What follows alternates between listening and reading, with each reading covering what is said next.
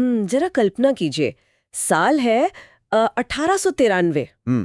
America का बहुत ही मशहूर शहर शिकागो, वहां उस समय दुनिया का सबसे बड़ा मेला चल रहा था, वर्ल्ड्स कोलंबियन एक्सपोजिशन। मतलब हर तरफ पश्चिमी देशों की भौतिक तरक्की, मशीनों का शोर और नए नए आविष्कारों का जश्न मनाया जा रहा था। बिल्कुल, एकदम चकाचौंध वाला माहौल था। हाँ, और इसी चकाचौंध के बीच 11 सितंबर को शुरुआत होती है विश्व धर्म महासभा की, जिसे पार्लियामेंट ऑफ रिलीजन्स कहा गया। मंच पर दुनिया भर के जाने माने विद्वान बैठे हैं और उन्हीं के बीच एक बिल्कुल अनजान सन्यासी बैठा है, गेरुआ वस्त्र पहने हुए। उस दिन तक दुनिया उन्हें नहीं जानती थी, लेकिन जैसे ही वो मंच पर आते हैं और केवल 5 शब्द बोलते हैं, सिर्फ 5 शब्द, और पूरे दुनिया की सोच बदल जाती है। एकदम सही। वो एक ऐसा क्षण था जिसने इतिहास की धारा को हमेशा के लिए बदल दिया। तो सिंप्लीफाइड समरी यूट्यूब चैनल की इस विशेष और बहुत ही गहरी चर्चा में हमारे सभी सुनने वालों और दर्शकों का बहुत बहुत स्वागत है। सभी का स्वागत है। इस चैनल पर हम हमेशा ये कोशिश करते हैं कि ज्ञान के गहरे खजाने को बहुत ही सरलता से सामने रखा जाए। इसलिए बहुत ही विनम्रतापूर्वक ये निवेदन है कि अगर आज की इस चर्चा से आपको कुछ नया सीखने को मिले तो कृपया सिंप्लीफाइड समरी चैनल को सब्सक्राइब करें और इसे साझा करें। तो चलिए आज के विषय में गोता लगाते हैं।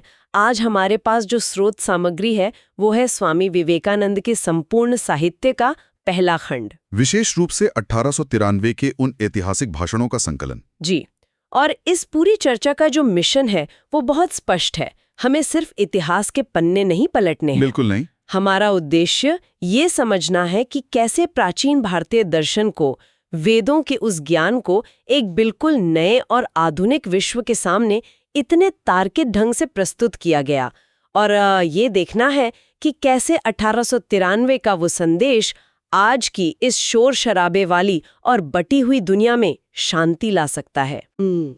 क्योंकि जब हम इन मूल स्रोतों को पढ़ते हैं तो पता चलता है कि वहाँ सिर्फ धर्म की बात नहीं हो रही थी, वहाँ मानव अस्तित्व के सबसे गहरे सवालों पर बात हो रही थी। तो सबसे पहले उसी ऐतिहासिक दिन पर चलते हैं, 11 सितंबर 1893। जैसे ही स्वामी जी मंच पर आए, उन्होंने कहा, अमेरिका की बहनों और भाइयों, sisters and brothers of America. हाँ, स्रोत बताते हैं कि इतना सुनते ही 7,000 से ज्यादा लोग अपनी जगह पर खड़े हो गए। लगभग 2 मिनट तक तालियों की गड़गड़ाहट से पूरा हॉल गूंजता रहा। मतलब सोचने वाली बात है कि ऐसा क्या जादू था उन शब्दों में। जादू उनके भाव में था। देखिए, उस समय तक पश्चिमी समाज में औपचारिकता बहुत हावी थी। लोग मंच से देवियों और सज्जनों कहने के आदी थे, एक बौद्धिक दूरी बना के रखते थे। लेकिन स्वामी जी के शब्दों में कोई बनावट नहीं थी, एक आत्मीयता थी, है ना? बिल्कुल। उन्होंने पूरी मानव जाति को एक परिवार मान लिया था। पल भर में पूरब और पश्चिम की दूरी मिट गई। और स्रोतों में ये बहुत स्पष्ट रूप से दर्ज है कि उन्होंने अपना धन्यवाद कैसे दिया। उन्होंने दुनिया के सबसे प्राचीन सन्यासियों के क्रम और धर्मों की माता की ओर से धन्यवाद दिया। हाँ, ये हिस्सा बहुत दिलचस्प है, और यहीं पर उन्होंने एक बहुत ही गहरा वैचारिक अंतर भी स्पष्ट किया था। सहिष्णुता यानी टॉलरेशन और सार्वभौमिक स्वीकृति के बीच का अंतर। सही कहा, उन्होंने केवल सहिष्णुता की बात नहीं की। मुझे ये पॉइंट बहुत महत्वपूर्ण लगता है, क्योंकि आज भी दुनिया भर में टॉलरेंस की ही वकालत की जाती है। हम कहते हैं कि हमें एक दूसरे को टॉलरेट करना चाहिए। तो इसमें समस्या क्या है? उन्होंने इसे नकार क्यों दिया? क्योंकि टॉलरेंस या सहिष्णुता में कहीं ना कहीं एक अहंकार छिपा होता है। जब कोई कहता है कि मैं तुम्हें टॉलरेट कर रहा हूं, तो उसका अवचेतन मतलब ये होता है कि मैं मानता हूं तुम गलत हो, लेकिन मैं बड़ा दिल रखकर तुम्हें बर्दाश्त कर रहा हूं। ओह, मतलब इसमें एक श्रेष्ठता का भाव है, मैं ऊपर हूं और तुम नीचे। एग्जैक्टली। लेकिन स्वामी जी ने सार्वभौमिक स्वीकृति यानी यूनिवर्सल एक्सेप्टेंस का सिद्धांत रखा। ये मानना कि सभी धर्म सत्य हैं, हम केवल बर्दाश्त नहीं करते बल्कि हम उन्हें सच्चा मानकर स्वीकार करते हैं। 1893 के उस दौर में ये एक बहुत क्रांतिकारी कदम था। और उन्होंने इसे केवल हवा में नहीं कहा। स्रोतों के अनुसार उन्होंने भारत के इतिहास का एक बहुत ही ठोस उदाहरण दिया था। जी, उन्होंने शरणार्थियों का इतिहास याद दिलाया। हाँ, उन्होंने बताया कि कैसे भारत ने इजरायलियों के सबसे पवित्र अवशेषों को तब शरण दी जब रोमन साम्राज्य ने उनके मंदिर तोड़ दिए थे। और सिर्फ इजरायली ही नहीं, पारसी राष्ट्र के बचे हुए लोगों को भी भारत ने अपने सीने से लगाया। ये इतिहास इस बात का प्रमाण था कि भारत ने सार्वभौमिक स्वीकृति पर केवल किताबें नहीं लिखी, बल्कि उसे जिया है। और इसी बात को समझाने के लिए उन्होंने बचपन में गाए जाने वाले एक भजन के जरिए नदियों का बहुत ही सुंदर रूपक दिया। हाँ, वो शिव महिम्न स्तोत्र वाला श्लोक। हाँ, उन्होंने समझाया कि जैसे अलग अलग जगहों से निकलने वाली नदियां और धाराएं, चाहे वे टेढ़ी हों या सीधी, अंत में जाकर एक ही विशाल समुद्र में मिल जाती हैं। ठीक वैसे ही इंसान अपनी अलग अलग प्रवृत्तियों के कारण जो रास्ते चुनता है, वे सब उसी एक ईश्वर तक पहुंचते हैं। ये सच में विविधता में एकता का बहुत ही शक्तिशाली उदाहरण है। और इसी सत्र के अंत में उन्होंने एक बहुत ही गहरी उम्मीद जताई थी। उन्होंने कहा था कि उस महासभा की सुबह जो घंटी बजी है, वो धर्मांधता और सांप्रदायिकता के लिए एक मृत्यु घंटा साबित होगी। Death nail? क्योंकि इतिहास गवाह है कि इसी धर्मांधता ने धरती को खून से लाल किया है। बिल्कुल। लेकिन यहाँ मेरे मन में एक सवाल आता है, और शायद हमारे सुनने वालों के मन में भी आए। अगर सभी रास्ते एक ही समुद्र तक जाते हैं, अगर सब सत्य हैं, तो फिर दुनिया में इतनी लड़ाई क्यों है?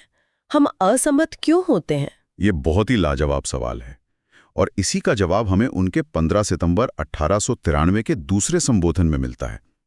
वहां उन्होंने मानव स्वभाव की इस कमजोरी को एक कहानी से समझाया। कौन सी कहानी थी वो? वो थी कुएं के मेंढक की कहानी, फ्रॉग इन द वेल। उन्होंने बताया कि एक छोटा सा मेंढक था जो एक कुएं में पैदा हुआ और वहीं बड़ा हुआ। उसके लिए वो कुआं ही पूरी दुनिया थी। उसका पूरा ब्रह्मांड वही था। बिल्कुल। फिर एक दिन समुद्र का एक मेंढक किसी तरह उस कुएं में गिर गया। कुएं के मेंढक ने पूछा कि तुम कहां से आए हो? उसने कहा, समुद्र से। तो कुएं के मेंढक ने एक छोटी नी छलांग लगाई और पूछा, क्या तुम्हारा समुद्र इतना बड़ा है? और समुद्र के मेंढक ने कहा होगा कि समुद्र की तुलना इस छोटे से कुएं से नहीं की जा सकती। सही। तो कुएं के मेंढक ने एक और बड़ी छलांग लगाई।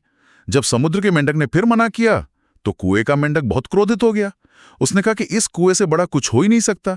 ये बाहर से आया मेंढक झूठा है और इसे बाहर निकाल देना चाहिए। ये बहुत ही सटीक रूपक है। हम इंसान भी तो बिल्कुल उस कुएं के मेंढक की तरह ही बर्ताव करते हैं। बिल्कुल। स्रोत स्पष्ट करते हैं कि यही दुनिया के धर्मों की स्थिति रही है। हर कोई अपने वैचारिक कुएं में बैठकर यही सोचता है कि उसका कुआं ही पूरी दुनिया है। और इसीलिए उन्होंने अमेरिका को धन्यवाद दिया कि उन्होंने इस महासभा के माध्यम से अलग अलग कुओं की दीवारों को तोड़ने का प्रयास किया है। ये कहानी बहुत ही सरल है, लेकिन मनोविज्ञान पर गहरी चोट करती है। हाँ, और इसके बाद 19 सितंबर को जो उनका संबोधन हुआ, वो दार्शनिक रूप से सबसे गहरा था। हिंदू धर्म पर प्रपत्र या पेपर ऑन हिंदुइज्म। मैंने स्रोत में पढ़ा है कि पश्चिमी दुनिया के लिए वो ज्ञान बहुत ही चौंकाने वाला था। उन्होंने शुरुआत में प्रागैतिहासिक धर्मों की बात की थी, है ना? जी। उन्होंने बताया कि दुनिया में 3 धर्म प्रागैतिहासिक काल से चले आ रहे हैं: हिंदू धर्म, पारसी धर्म और यहूदी धर्म। हिंदू धर्म ने कई झटके सहे, लेकिन उसने नए विचारों को हमेशा अपने भीतर समाहित कर लिया। और उन्होंने वेदों के बारे में जो कहा वो भी धारणाओं को तोड़ने वाला था। आमतौर पर लोग सोचते हैं कि वेद कोई किताब है, लेकिन उन्होंने स्पष्ट किया कि वेद का अर्थ कोई किताब नहीं है। ये अलग अलग समय में अलग अलग लोगों द्वारा खोजे गए आध्यात्मिक नियमों का संचित खजाना है। आध्यात्मिक नियमों का खजाना? हाँ, जैसे गुरुत्वाकर्षण का नियम न्यूटन के खोजने से पहले भी वो नियम मौजूद था, उसी तरह आध्यात्मिक जगत के नियम हमेशा से मौजूद हैं, उन्हें बस खोजा गया है। और जिन्होंने इन्हें खोजा उन्हें ऋषि कहा गया। लेकिन जो सबसे सबसे हैरान करने वाला तथ्य था, वो महिलाओं के बारे में था। बिल्कुल। उन्होंने बताया कि इन महान ऋषियों में से कुछ सबसे महान ऋषि महिलाएं थीं। 1893 में ये बात कहना, जब अमेरिका और यूरोप में भी महिलाओं को मतदान का अधिकार नहीं मिला था। ये सच में बहुत शक्तिशाली है। इसी प्रपत्र में सृष्टि और आत्मा पर भी बात हुई है। हाँ, वेदांत का मूल सिद्धांत सृष्टि का कोई आदि या अंत नहीं है। अगर आत्मा की रचना हुई होती तो उसे नष्ट भी होना पड़ता। इसलिए आत्मा शाश्वत है, वह ना शरीर है न पदार्थ। और चेतना के बारे में कहा गया कि वो तो बस मन के समुद्र की सतह है, गहराइयों में पिछले जन्मों के अनुभव संचित हैं। ये सब बहुत गहरा है। लेकिन मुझे लगता है कि इस प्रपत्र का सबसे बड़ा धमाका तब हुआ जब उन्होंने इंसान को देखने के पश्चिमी नजरिए को चुनौती दी। आप ओरिजिनल सिन की बात कर रही हैं? बिल्कुल। उस समय पश्चिम में ये माना जाता था कि इंसान जन्म से ही पापी है, एक बहुत ही निराशाजनक धारणा थी, लेकिन स्वामी जी ने इसे पूरी तरह नकार दिया। उन्होंने बहुत ही ऊर्जा के साथ पूरी मानव जाति को एक नया नाम दिया, अमृत के पुत्र, यानी चिल्ड्रन ऑफ इमॉर्टल ब्लिस। अमृत के पुत्र, ये सुनकर ही इंसान के अंदर का आत्मविश्वास जाग जाता है। स्रोत बताते हैं कि उन्होंने कहा था, किसी भी मनुष्य को पापी कहना मानव स्वभाव पर एक कलंक है। सही कहा, मनुष्य कोई जड़ पदार्थ नहीं है, पदार्थ मनुष्य का सेवक है। और ईश्वर की प्रकृति बताते हुए उन्होंने कहा कि ईश्वर सर्वव्यापी है, शुद्ध है, उसकी पूजा डर से नहीं बल्कि प्रेम से की जानी चाहिए। मतलब हमें पाप से पुण्य की ओर नहीं जाना है। नहीं, हिंदू दर्शन का उद्देश्य गलतियों से सत्य की ओर जाना नहीं है, बल्कि निचले सत्य से उच्च सत्य की ओर जाना है। निचले सत्य से उच्च सत्य, ये बहुत ही मुक्तिदायी विचार है। और इस पूरी यात्रा का अंतिम लक्ष्य क्या बताया गया है? अंतिम लक्ष्य है मुक्ति, हर तरह के बंधनों से, मृत्यु और दुख से स्वतंत्रता। मनुष्य का लक्ष्य दिव्य बनना है। और फिर जब हम 27 सितंबर 1893 के अंतिम सत्र पर आते हैं, तो एक बार फिर धार्मिक एकता की बात उठती है। वहां एक बहुत ही महत्वपूर्ण बात कही गई थी कि एकता का मतलब किसी एक धर्म की जीत नहीं है। बिल्कुल, कोई ये उम्मीद ना करे कि बाकी सब धर्म नष्ट हो जाएंगे और सिर्फ एक बचेगा। इसे उन्होंने बीज के उदाहरण से बहुत अच्छे से समझाया है। वह बीज का रूपक, जरा उससे विस्तार से समझाइए। स्रोत सामग्री में दिया गया है कि अगर एक बीज को जमीन में बोया जाता है तो उसे मिट्टी, हवा और पानी मिलता है, लेकिन क्या वो बीज मिट्टी बन जाता है? नहीं, वो तो पौधा ही बनता है। बिल्कुल, वो अपने स्वभाव के अनुसार बढ़ता है, बस बाहर से पोषण ग्रहण करता है। इसका अर्थ यह है कि हर इंसान को, हर धर्म को दूसरों से अच्छी चीजें ग्रहण करनी चाहिए, लेकिन अपना मूल स्वरूप नहीं खोना चाहिए। मतलब एक ईसाई को हिंदू बनने की आवश्यकता नहीं है और एक हिंदू को ईसाई बनने की। सबको अपने भीतर ही विकसित होना है। सही, इसे एसिमिलेशन एंड ग्रोथ कहा गया, समाहित करना और विकसित होना। तो अगर हम इस पूरी गहरी चर्चा को समेटें और आज के समय से जोड़ें, तो ये ज्ञान बहुत ही मूल्यवान लगता है। आज हम सूचनाओं की अधिकता में जी रहे हैं, वैचारिक अतिवाद बहुत बढ़ गया है। आज के समय में ये समझना बहुत जरूरी है कि हर वैचारिक असहमति के बीच हम विविधता में एकता कैसे ढूंढें। बिल्कुल, यह दृष्टिकोण हमारे वैचारिक संघर्षों को कम कर सकता है, एक शांत और संतुलित जीवन जीने में मदद कर सकता है। तो जाते जाते सुनने वालों के लिए गहरा विचार छोड़ते हैं। बिल्कुल, एक ऐसा विचार जिस पर वो खुद मंथन कर सकें।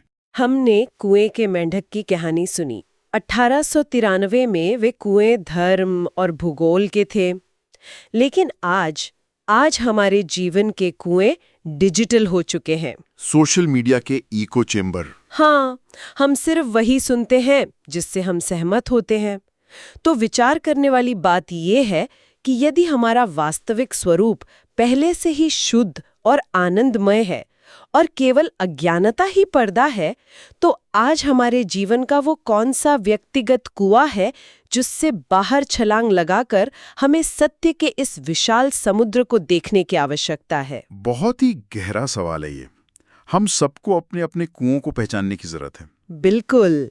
इसी विचार के साथ इस चर्चा में हमारे साथ जुड़ने के लिए बहुत बहुत धन्यवाद। हम एक बार फिर विनम्रता से अनुरोध करते हैं कि अगर सिंप्लीफाइड समरी चैनल की इस प्रस्तुति ने आपको कुछ नया सोचने पर मजबूर किया है, तो कृपया चैनल को सब्सक्राइब करें, इसे दूसरों के साथ साझा करें और सीखते रहें।